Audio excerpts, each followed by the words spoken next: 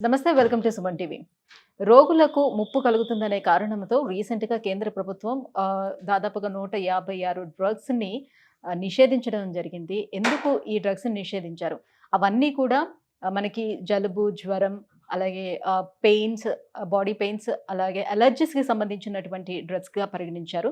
So, fixed కాంబినేషన్‌లో ఉన్నటువంటి ఈ డ్రగ్స్ మనకి చాలా ప్రమాదకరం అనే ఉద్దేశంతోటి వీటిని బ్యాన్ చేస్తున్నామని చెప్తున్నారు.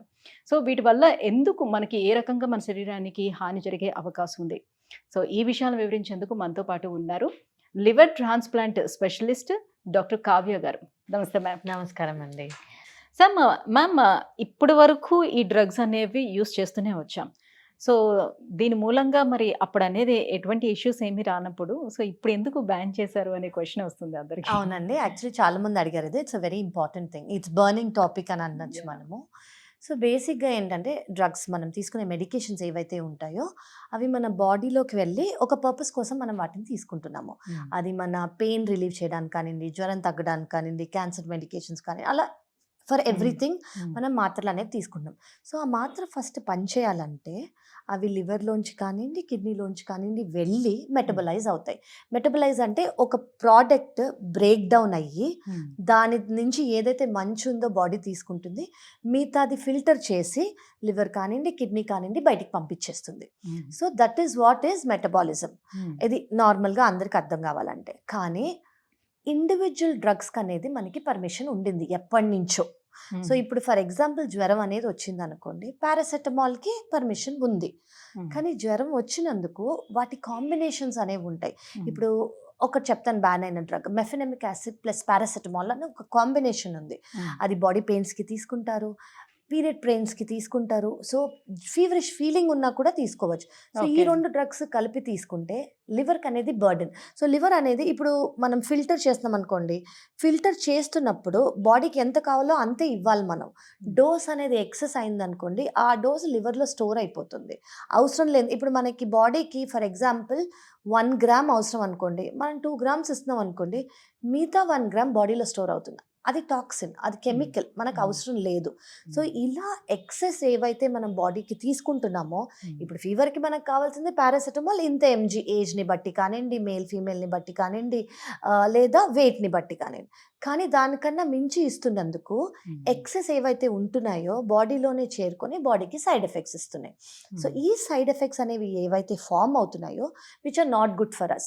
సో, ముందు ఇది 2012 నుంచి ఈ యాక్ట్ ఏదైతే ఉందో ఉంది. కానీ ఇండివిజువల్ డ్రగ్స్‌కి మాత్రమే పర్మిషన్ అనేది ఉంది.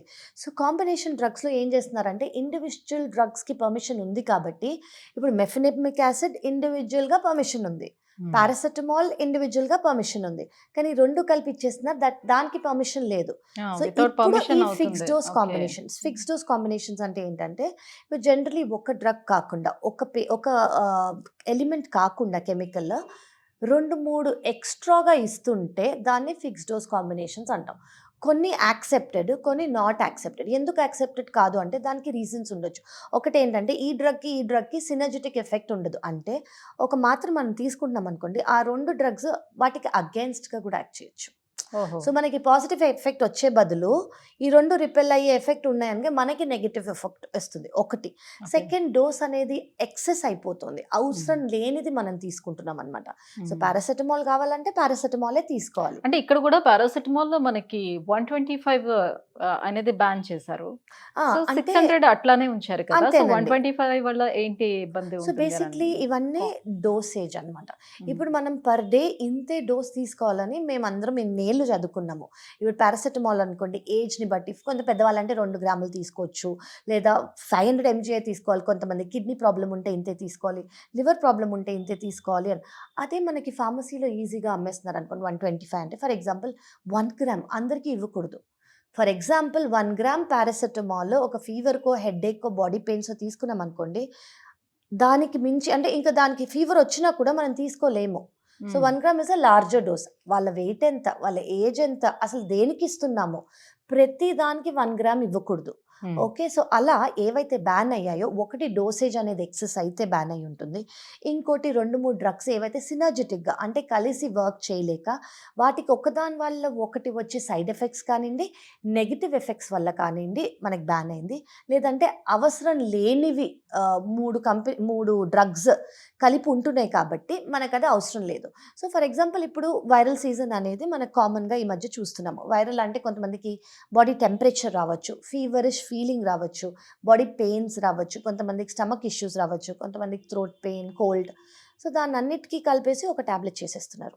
ఇవన్నిటికీ కలిపేసి. ఫస్ట్ ఆఫ్ ఆల్ ఇవ్వకూడదు మనము.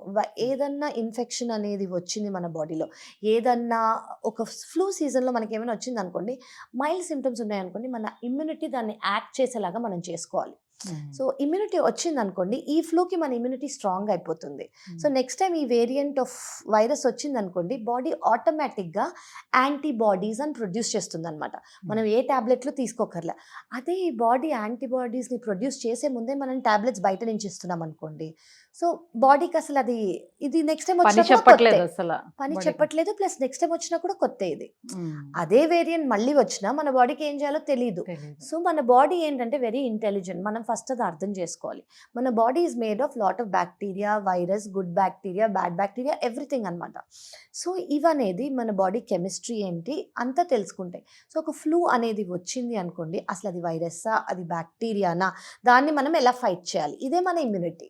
సో, కొన్నిసార్లు ఫీవర్ వచ్చినా, కాఫ్ వచ్చినా, ఏదొచ్చినా మనం వాటిని లెట్ గో చేయాలి. ఎందుకంటే అది మన బాడీ చేసే ప్రొటెక్టివ్ మెకానిజం. సో, ఇప్పుడు నేను ముందు కూడా చెప్పాను ఇది. ఎవరికన్నా కాఫ్ వచ్చిందనుకోండి, కోల్డ్ వచ్చిందనుకోండి, మన నేసల్ హెయిర్స్ ఉంటాయి. మన థ్రోట్‌లో కానియండి, లంగ్స్‌లో కానియండి, ప్రొటెక్టివ్ మెకానిజమ్స్ అంటే ఏదైనా బ్యాక్టీరియా, వైరస్ వెళ్ళినా కూడా అవి లోపలికి వెళ్ళకుండా బయటికి పంపించేసే మెకానిజం అనేది మనకి ఇన్‌బిల్ట్‌గా న్యాచురల్‌గా ఉంది. ఉంది. అంటే ఏంటి, అది కాఫ్ ద్వారానో, ఒక కాఫ్ రిఫ్లెక్స్ ద్వారానో, తుమ్ము ద్వారానో అవి మనం బయటికి పంపించేస్తున్నాం. కానీ కాఫ్‌ని ఆపేయడానికి మెడికేషన్స్ వస్తున్నాయి. మరీ ఎక్సెస్ కాఫ్ ఉంది, కాఫ్‌కి వేరే రీజన్స్ ఉన్నాయనుకోండి, మనం కాఫ్ సప్రెస్ చేయాలి. కానీ న్యాచురల్ ఇమ్యూనిటీ చేసే వర్క్‌ని మనం ఆపేస్తున్నాం అనుకోండి, నెక్స్ట్ టైం అనేది అసలు ఇమ్యూనిటీ. సో, జనరల్లీ మన బ్యాక్టీరియా ఏం చేస్తాయంటే, మన బాడీ బ్యాక్టీరియా ఏదైనా వైరస్ వచ్చినా, ఏదైనా టాబ్లెట్ వచ్చినా, ఏది వచ్చినా మన బాడీలోకి దాని గురించి కంప్లీట్‌గా చదివేసుకుంటాయి అవి. సో, నెక్స్ట్ టైం అది వస్తే దాని గురించి ప్రిపేర్ అయ్యి ఉంటాయన్నమాట. కానీ మనం అది చెయ్యకుండా ఏం చేస్తున్నాము, ఫస్ట్ ఆఫ్ ఆల్ దాని ముందే మనం యాంటీబయాటిక్సో, టాబ్లెట్సో వాడేస్తున్నాం. సో, ప్రతిసారి అదే వైరస్ కానివ్వండి, అదే బ్యాక్టీరియా వచ్చినా మనం మళ్ళీ ట్రీట్ చేయాల్సి వస్తుంది. Body defend చేయలేకపోతుంది. బాడీ దాని గురించి ఫుల్‌గా చదువుకునే ఛాన్స్ ఇవ్వలేదు మనం. అది ఫస్ట్ థింగ్. సెకండ్ థింగ్ ఏంటంటే, ఓవర్ ఎక్స్‌పోజర్ ఆఫ్ మెడికేషన్స్. ఏంటంటే, ఇప్పుడు ఒక ఫ్లూ మామూలు చిన్నదే వచ్చిందనుకోండి, యాంటీబయాటిక్స్ ఇచ్చేస్తున్నాం. అసలు ఫ్లూ అంటే వైరస్.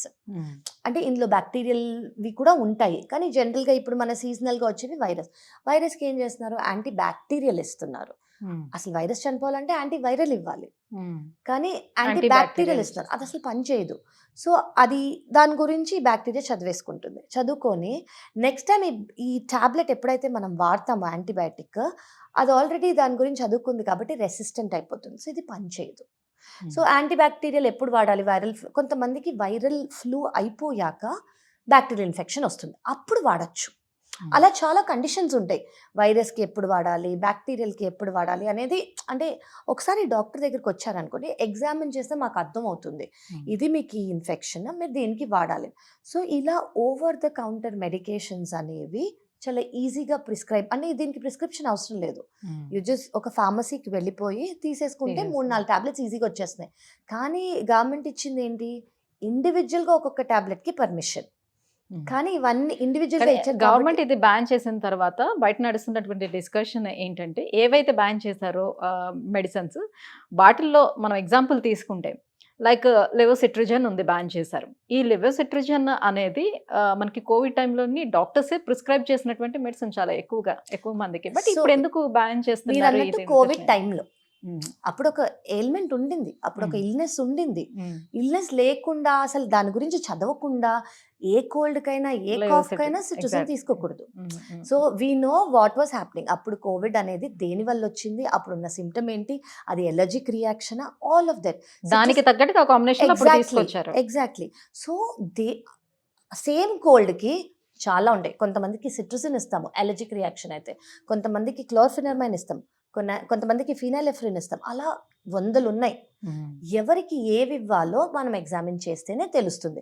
ఇప్పుడు ఎగ్జామిన్ అవసరమా, ప్రతిదీ ఒకటే కదా, మీరు ఎగ్జామిన్ చేయడానికి వస్తాం అంటే అఫ్ కోర్స్ మీరు నెక్స్ట్ టైం మీకు ఈ మాత్రం పనిచేయాలి, నెక్స్ట్ టైం మీ లివర్ సరిగ్గా పనిచేయాలి, లివర్కి టాక్సిన్స్ ఇవ్వకూడదు అంటే ఎగ్జామిన్ చేస్తేనే బెటర్. సో అందుకే మీరు ఇందాక అడిగినట్టు కోవిడ్లో పనిచేసింది అంటే కోవిడ్లోకి అది అవసరం. అలాగే చాలా మెడికేషన్స్ కోవిడ్లో అవసరం పడ్డాయి. ఇప్పుడు అలాంటివి లేవు కాబట్టి మనం యూజ్ చేసుకోకూడదు. అలాగే కొంచెం రేషనల్గా ఆలోచిస్తే it will be very good అనమాట. ఇంకోటి ఏంటంటే ఓవర్ ద కౌంటర్ మెడికేషన్స్ వల్ల చాలా ఈజీగా మెడికేషన్స్ ప్రిస్క్రైబ్ అయినందుకు బాడీ ఇమ్యూనిటీ నేను ఇందాక చెప్పినట్టు తగ్గిపోతుంది. సో చిన్నవన్నీ ఈజీగా సిమ్టమాటిక్గా కనిపిస్తున్నాయి. పీపుల్ది టాలరెన్స్ అంటే ఇమ్యూనిటీ తగ్గుతున్నందుకు చిన్నవి కూడా టాలరేట్ చేయడానికి వాళ్ళు they are not able to take it, body is not able to take it అనమాట. అందుకే ఓవర్ ద కౌంటర్ కొన్ని సినర్జెటిక్ ఎఫెక్ట్స్ లేక, కొన్ని సైడ్ ఎఫెక్ట్స్ ఉండి, కొన్ని సరిగ్గా అవసరం లేక ఇలా చాలా బ్యాన్ చేశాయి. ప్లస్ మనకి బాడీకి టాక్సిన్స్ అనమాట అవి. సో అలా మోస్ట్ కామన్గా బ్యాన్ చేసిందంటే ఇప్పుడు మనం కామన్గా యూజ్ చేస్తాం aloe vera and vitamin E soap అని. దట్ యాక్చువల్లీ 156 నేమ్స్ ఉన్నాయి. మేబీ మీరు డిస్ప్లే కూడా చేయొచ్చు. ఇప్పుడు 156 మనం చెప్పలేం కాబట్టి మోస్ట్ కామన్గా యూజ్ చేసే చెప్పచ్చు. ఇప్పుడు vitamin E soap, aloe vera soap అది రెండు కంబైన్డ్గా యూజ్ చేయకూడదు. సెకండ్ థింగ్ ఏంటంటే పారాసెటమాల్, నేను ఇందాక చెప్పినట్టు మెఫినెమిక్ యాసిడ్. ఈ జనరలీ మెన్స్ట్రల్ క్రాంప్స్ అంటే పీరియడ్స్ పెయిన్ అప్పుడు కానివ్వండి, ఫీవర్ కానివ్వండి, ఆర్థరైటిక్ పెయిన్కి కానివ్వండి యూజ్ చేస్తారు. ఇవి రెండు కలిపి యూజ్ చేయకూడదు, అందుకే బ్యాన్ అయింది. అలాగే లివర్కి అర్సోడియాక్సికోలిక్ యాసిడ్ అని ఇస్తాము. అది మెట్ఫార్మిన్ అంటే జనరలీ ఏంటంటే షుగర్కి ఇచ్చే ట్యాబ్లెట్. సో షుగర్ వల్ల ఫ్యాటీ లివర్ వస్తుంది, లేదా పీసీఓఎస్కి కూడా ఇస్తారు. అంటే పాలిసిస్టిక్ ఒవేరియన్ సిండ్రోమ్లో కొంతమందికి ఇండికేటెడ్ అయితే అది ఇస్తారనమాట. సో దానివల్ల పాలిసిస్టిక్ ఒవేరియన్ సిండ్రోమ్, షుగర్ వల్ల ఫ్యాటీ లివర్ వస్తుందని ఈ రెండు కలిపి ఆటోమేటిక్గా ఇచ్చేస్తున్నారు. అది నాట్ రిక్వైర్డ్. ఇంకోటి ఏంటంటే అసిడిటీ మెడికేషన్స్. జనరలీ మేము సుక్రాల్ఫేట్ అని ఒక జెల్ ఇస్తాము. అవి 3-4 అదర్ థింగ్స్తో కలిపేసి ఇస్తున్నారు, జింక్ ఇది అది అని. అవన్నీ 4 థింగ్స్, అది కూడా ఇట్స్ నాట్ వారంటీడ్. పారాసెటమాల్ అనేది మీరు తీసుకుంటున్నారు అనుకోండి, పారాసెటమాల్ దేంతో తీసుకుంటున్నారు? Only plain paracetamol. మీ డాక్టర్ ఇచ్చేటప్పుడు ఒకసారి ఎగ్జామిన్ చేసి మీకు పారాసెటమాల్ ఎలర్జీ టాబ్లెట్ ఇవ్వాలంటే సెపరేట్గా ఇస్తారు. లేదంటే మీరు కలిపి మీరు ఇందాక చెప్పినట్టు సిట్రజిన్, ఎసిక్లోఫినాక్తో ఇస్తారు కొన్ని. సో ఇవన్నీ ఎగ్జామిన్ చేశాక ఆర్థరైటిస్ ఉందా లేదా ఇన్ఫ్లమేషన్ బాడీలో ఉందా. ఇప్పుడు ఇవన్నీ ఏమంటారంటే non steroid anti inflammatory drugs. అంటే యాంటీ ఇన్ఫ్లమేటరీ అంటే బాడీలో ఇన్ఫ్లమేషన్ ఉంటే ఆ ఇన్ఫ్లమేషన్ని తగ్గించడానికి ఇచ్చే మెడికేషన్స్. సో ఇన్ఫ్లమేషన్ ఉందో లేదో తెలియకుండా జస్ట్ పెయిన్కి తీసేసుకుంటున్నారు ఈ యాంటీ ఇన్ఫ్లమేటరీ డ్రగ్స్. సో దానివల్ల మేజర్ సైడ్ ఎఫెక్ట్ ఏంటంటే gastritis, gastric ulcer, blood vomiting. ఇది ఫస్ట్ మేజర్ సైడ్ ఎఫెక్ట్. దాని తర్వాత ఆర్థరైటిక్ పెయిన్ వల్ల యూజ్ చేసి చాలా మందికి జిఐ సిమ్టమ్స్ రావటం కానివ్వండి, అంటే కొన్ని రిలీజెస్ ఏవైతే అంటే మనం అంటే పెయిన్ కిల్లర్స్ ఏం తీసుకున్నా కూడా, పెయిన్ కిల్లర్స్ కానీ యాంటాసిడ్ టాబ్లెట్స్ కానీ అలాంటివి ఏం తీసుకున్నా కూడా లివర్ మీద, కిడ్నీస్ మీద ఎఫెక్ట్ చూపిస్తుంది అని అంటున్నారు కదా. సో ఏ రకంగా ఎఫెక్ట్ చూపిస్తుంది? ఎందుకంటే నేను మీకు చెప్పినట్టు మన బాడీలో మెటబలైజ్ అయ్యేవి అక్కడే కదా. సో మన లివర్ అవుతుంది కాబట్టి లివరే అక్కడే ప్యూరిఫై చేసి కరెక్ట్ ఫిల్టర్ చేసి మన బాడీకి ఎంత అవసరమో ఇస్తుంది. మనం ఎక్కువ తీసేసుకున్నాం అనుకోండి అది లివర్లో స్టోర్ అయిపోతుంది. సో లివర్కి అది టాక్సిన్, కెమికల్ కదా. సో ఎంత అవసరమో మనం అంతే ఇచ్చామనుకోండి, అలా లివర్లో అనేది ఆ టాక్సిన్స్ చేరుకుపోతున్నాయి కాబట్టి లివర్కి మంచిది కాదు. సో ఇప్పుడు మేము ఎన్ఎస్ఏడ్స్ ఇచ్చేటప్పుడు లేదా ఏ డాక్టర్ అయినా ఎన్ఎస్ఏడ్స్ అంటే యాంటీ ఇన్ఫ్లమేటరీ డ్రగ్స్ ఇచ్చేటప్పుడు అసలు వీళ్ళకి ఇండికేటెడ్ అని చూస్తాము. ఇండికేటెడ్ అనుకుంటే అది గ్యాస్ట్రిక్ మ్యూకోజ్ అని, అంటే గ్యాస్ట్రైటిస్ రాకుండా, గ్యాస్ట్రిక్ అల్సర్ రాకుండా ఇవన్నీ చేసే ముందు గ్యాస్ట్రిక్ కోటింగ్ అయ్యే మెడికేషన్స్ ఇస్తాం. ఇవన్నీ ఫార్మసీలో వాళ్ళకి తెలియదు. సో జస్ట్ ఎన్ఎస్ఏడ్ మాత్రమే ఇచ్చేస్తారు. అలాగే ఎన్ఎస్ఏడ్కి చాలా సైడ్ ఎఫెక్ట్స్ ఉంటాయి. నేను జస్ట్ బేసిక్ చెప్తున్నాను. సో అలాగే ఇప్పుడు హెయిర్ గ్రోత్కి అందరూ ఓవర్ ద కౌంటర్ వెళ్ళి తీసేసుకుంటున్నారు మినాక్సిడిల్ అని. అసలు మినాక్సిడిల్ ఎవరు తీసుకోవాలి, ఏ ఏజ్లో వాళ్ళు తీసుకోవాలి, ఎంత డోస్ తీసుకోవాలి అనేది ఒక డర్మటాలజిస్టే చెప్పగలరు. ఓకే, దాంతో కాంబినేషన్ ఉంటాయి ఎమెక్సినల్ అని, అది బ్యాన్ అయింది. ఓకే, సెకండ్ థింగ్ ఏంటంటే primrose oil and cod liver oil అని కూడా కొన్ని ఉంటాయి. These are all for lot of cosmetic purposes. ఇవన్నీ కూడా బ్యాన్ అయ్యాయి. బ్యాన్ అయినప్పుడు ఏంటంటే దేనికి బ్యాన్ అయ్యాయి అంటే ఈ 2 కలిపి తీసుకుంటే బాడీకి మంచిది కాదు కాబట్టి, ఇండివిడ్యువల్‌గానే తీసుకుంటే మనకి బెనిఫిషియల్ ఎఫెక్ట్ ఉంటుంది కాబట్టి, ఒకవేళ ఇండివిడ్యువల్‌గా తీసుకోవాలి అంటే మీ బాడీ వెయిట్‌కి, మీ ఏజ్‌కి, మీ కండిషన్‌కి బేసిక్‌గా ఏది బెటర్ అనేది చెప్పగలం మేము కాబట్టి, మేము అది చదువుకున్నాం Yes, కాబట్టి, yes. It is always better to consult a doctor. Thank you so much ma'am. So central government తీసుకున్నటువంటి ఈ నిర్ణయం 156 డ్రగ్స్ ఎందుకు బ్యాన్ చేసింది చాలా క్లియర్గా ఎక్స్ప్లెయిన్ చేసి చెప్పినందుకు thank you so much. Thank you so much.